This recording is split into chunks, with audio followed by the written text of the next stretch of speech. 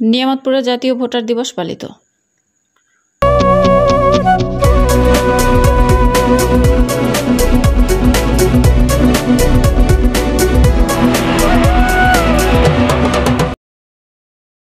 আসসালামু আলাইকুম। এডিপি বাংলার সংবাদে সবাইকে স্বাগত জানাচ্ছি। আমি সুমা আহমেদ। নওগাঁ নিয়ামতপুর থেকে নিজস্ব প্রতিনিধির পাঠানো তথ্যচিত্রে দেখুন বিস্তারিত। তোমার আমার বাংলাদেশ, ভোট দিব মিলেমিশে, এই প্রতিপাদ্যকে সামনে নিয়ে সারা দেশের ন্যায় নওগাঁ নিয়ামতপুরে জাতীয় ভোটার দিবস উপলক্ষে র্যালি ও আলোচনা সভা অনুষ্ঠিত হয়েছে। রবিবার বেলা 11 ঘটিকায় উপজেলা পরিষদ থেকে এক বর্ণাঢ্য র্যালি বের হয়ে সদরের বিভিন্ন সড়ক প্রদক্ষিণ শেষে উপজেলা পরিষদ মিলনায়তনে আলোচনা সভা অনুষ্ঠিত হয়।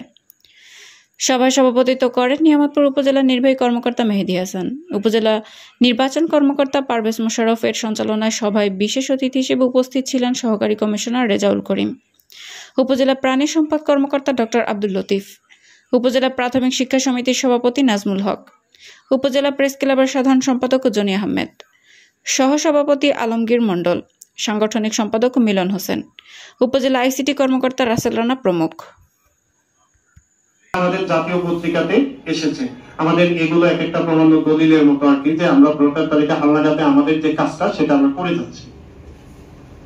আমাদের সর্বশেষ ভোটার তালিকা হালনাগাদ 2025, এটার একটা তথ্য অনেক ছোট দেখা যাচ্ছে, কিন্তু আমি একটু বলে দিচ্ছি। সংখ্যা 6501 জন এবং যখন আমরা ডাটা এন্ট্রি করব এবং সুন্দরভাবে এগিয়ে যায়, সুন্দর ভোটাধিকার আমাদের মধ্যে আসুক, চলমান হোক, এই